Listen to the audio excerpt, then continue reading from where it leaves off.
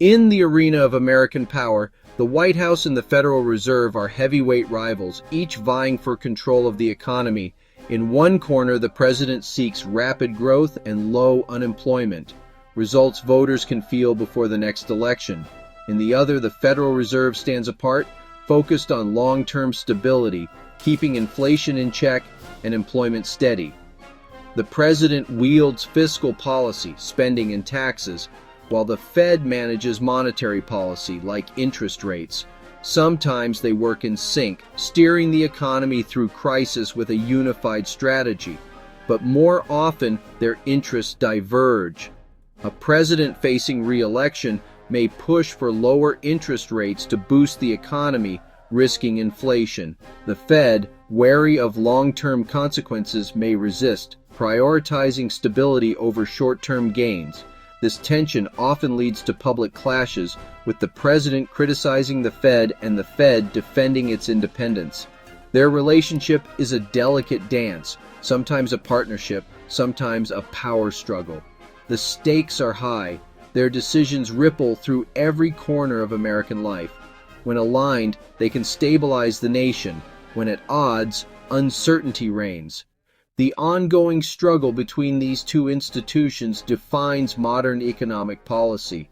It's a contest with no final bell, just round after round, shaping the nation's future. The outcome affects us all, whether we realize it or not. 2009, as the Great Recession battered the economy, the White House and the Federal Reserve became unlikely partners. President Obama launched a massive stimulus, injecting money through spending and tax cuts. Simultaneously, Fed Chair Bernanke slashed interest rates and began quantitative easing, flooding the system with liquidity. Their coordinated response was a lifeline, reviving a flatlining economy. This partnership continued under Janet Yellen, who kept rates low to support a slow but steady recovery.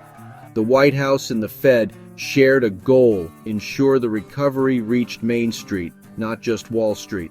Obama respected the Fed's independence, avoiding public pressure or criticism. This era showed the power of cooperation. Two heavyweights fighting side by side against economic disaster. Their teamwork pulled the nation back from the brink and set the stage for a long expansion. In crisis, partnership proves stronger than rivalry. The lesson: when the stakes are highest, unity can save the day, but such harmony is rare and often fleeting.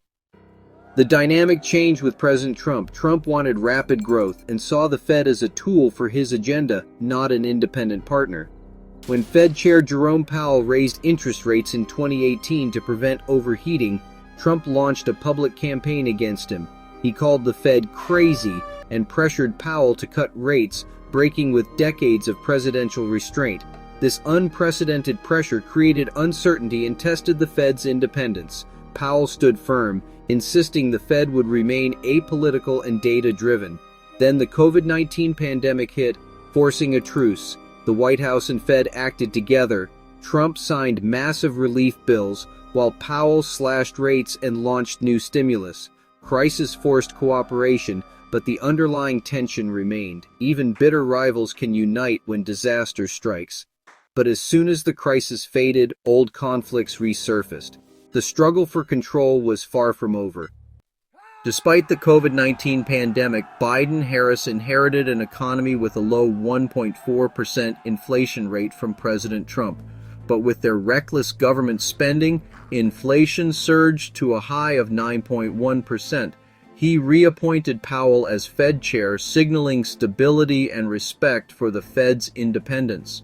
Under Biden, the Fed launched aggressive rate hikes to fight inflation, drawing criticism from some Democrats. Still, the White House has largely supported the Fed's tough stance, even as it brings political risks. The administration walks a tightrope, managing its agenda while respecting the central bank's role.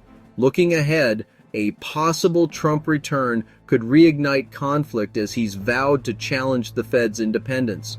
The battle between the White House and the Fed is ongoing, with profound consequences for every American. Their actions shape interest rates, job security, and the cost of living. Whether they cooperate or clash, the stakes couldn't be higher. The next round is about to begin. and the nation is watching. The outcome will shape America's economic future.